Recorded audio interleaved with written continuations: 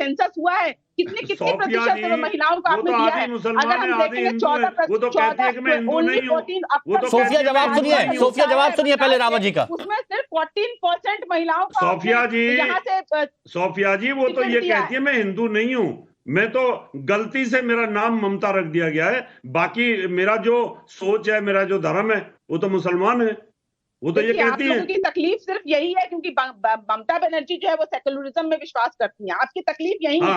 अगर यानी जब धर्म की बात आए तो सेकुलरिज्म आ जाए, हिंदुओं को कुचलने की बात आए तो सेकुलरिज्म आ जाए, और जब गाय को वहां सरेआम काटा जाता है तो आप हिंदुओं की भावना को नहीं समझते, तो फिर वहां कहाँ सेकुलरिज्म रह गया? आप देखिए ना, चलिए जाके कैमरा चलाइए, आप तो वहीं पे रहती हैं, देखिए किस प्रकार से वहाँ हिंदू की, वहाँ हिंदू फ्री नहीं है। सोफिया जी, अगर आप सोफिया जी एक सवाल जो आप बार बार पूछ रहे हैं कि केंद्र सरकार ने महिलाओं के लिए क्या किया है और कितना प्रतिनिधित्व महिलाओं को दिया है, ये आप पश्चिम बंगाल से कंपेयर कर रहे हैं। तो पश्चिम बंगाल में अभी तो टिकट कटे हैं, जो मिमी है और बाकी उनके टिकट कटे हैं, फिर सयानी को दे दिए गए। लेकिन सबसे बड़ी बात, बीजेपी तो ये लगातार कहती है कि आप हमारे मंत्रिमंडल में देखिए कि कितने महिला वो हैं जो मंत्री हैं उनको जगह हमने दी गई है, कितने मुख्यमंत्री हैं जिनको बनाया गया है, राष्ट्रपति से लेकर कई मुद्दों पर खुलकर बीजेपी बोलती है कि आप देखिए ना कि कितना हम लोगों ने प्रतिनिधित्व दिया है।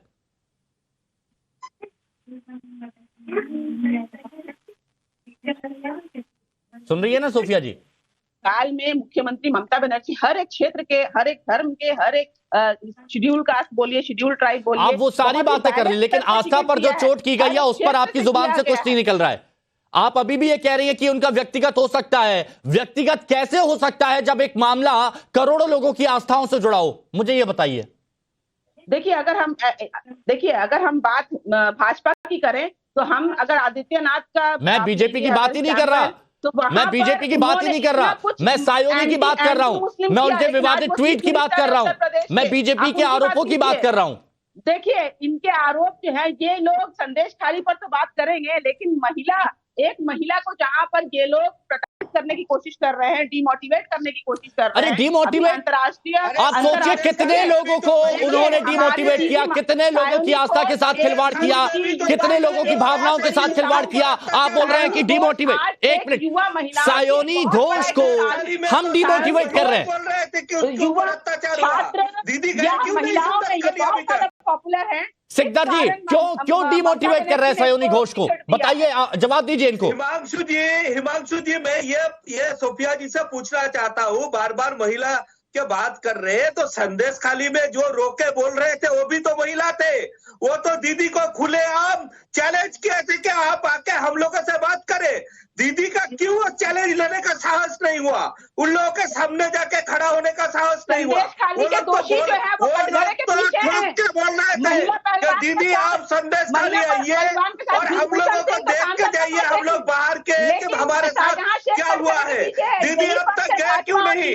जो महिला होने के बावजूद अपने वोटर्स को, अपने राज्य को रिजवी साहब,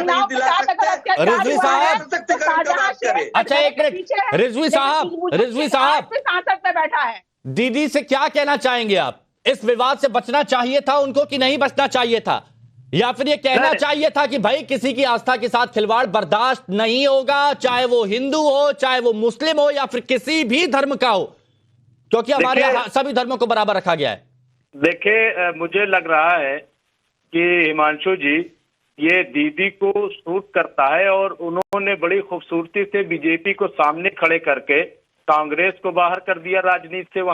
वहाँ जो है, जो 33 साल जिसने हुकूमत की, सीपीआई सीपीएम, उनको वहां से बिल्कुल खाली कर दिया। तो इनको सूट करता है कि इसी तरीके, जी आप देखिए ना, इनको सूट करता है कि बीजेपी से लड़ेंगे तो मुसलमान साथ आएंगे, कुछ ऐसी चीज कर दो, कुछ इस तरीके की बातें कर दो तो वो सब साथ में आ जाएंगे। और यही मैं समझता हूँ कि 30-35 साल से राजनीति में हो रहा है। मेरे को इस पर थोड़ा सा डिटेल में जाना है। मैं दीदी को नहीं, एक मिनट, मैं दीदी को नहीं, तमाम जो मुस्लिम वोटर्स हैं, मैं उनसे कहूंगा कि ये किसी की आस्था को ठेस पहुंचा के अगर कोई वोट आपसे मांगता है, उसको वोट मत दीजिए। आप विकास के मुद्दे पे वोट दीजिए, आप जो है एक अच्छे भले आदमी को वोट दीजिए। कोई किसी के मजहब को, चाहे वो बीजेपी में हो, सोफिया चाहे जी, समाजवादी सोफिया हो, जी चाहे ध्यान किसी से में हो। सुनिएगा, सोफिया जी ध्यान से सुनिएगा, ये होता है स्टैंड लेना, खुलकर स्टैंड लेना, गलत है गलत को गलत कहना, सही को सही ठहराना। जो हिंदू विरोधी बोल रहे हैं ना, बंगाल की जो दुर्गा पूजा है, यूनेस्को से स्वीकृति मिली है। तो कौन देना पड़ता है? दुर्गा पूजा के परमिशन के लिए भी सोफिया जी, स्वीकृति मिली है, ये बताइए, उसके बारे में बात कीजिए। देखिए, मैं एक चीज कह रहा हूँ, मैं बीजेपी को कह रहा हूँ कि बीजेपी में ऐसे बयान बहादुर हैं, वीएचपी में ऐसे बयान बहादुर हैं, बजरंग दल में बयान बहादुर हैं, लेकिन आने वाले दिनों में ये एक्सेप्ट नहीं किए जाएंगे और उसकी शुरुआत मेरे ख्याल से हो गई है। भाजपा, लेकिन वो टीएमसी में कब शुरुआत होगी? नहीं, वही मैं कह रहा हूँ हिमांशु जी, मैं वही कह रहा हूँ कि ममता दीदी को भी ये समझना चाहिए कि जो नफरत की बुनियाद पे हाईलाइट हो जाते हैं और हाईलाइट होकर के टिकट ले लेते हैं, ये बंद होना चाहिए। ऐसे हाईलाइट होने वालों को टिकट कतई नहीं देना चाहिए। ठीक है काजमी साहब, क्या काजमी साहब को चाहिए या वोटर्स को चाहिए कि वो ऐसे लोगों को खारिज कर दें। ठीक है, अच्छा, ऐसे लोग जो है एक्सेप्टेबल नहीं। ठीक है रिजवी साहब, बहुत बेबाकी के साथ आपने अपनी बात रखी, लेकिन मेरे को काजमी साहब ये बताइए, क्यों नहीं कहा जाए कि ममता बनर्जी तुष्टीकरण की राजनीति करती हैं? क्योंकि ये भी उन पर आरोप लगे, जैसे रिजवी साहब ने कहा कि एकला चलो, हमें खुद को मजबूत करना है, किसी को साथ नहीं लाना है। एक तरफ आप इंडिया गठबंधन की बात करते हो, सबको साथ में लेके चलने की बात करते हो, सभी सीटों पर अकेले चुनाव लड़ते हो, किसी का साथ नहीं देते हो, जो किसी का विरोध करता है, कोई हिंदू धर्म का विरोध करता है तो आप उसको टिकट देते हो। ये किस तरह की पॉलिटिक्स क्या लाना चाहती हैं प्रैक्टिस में?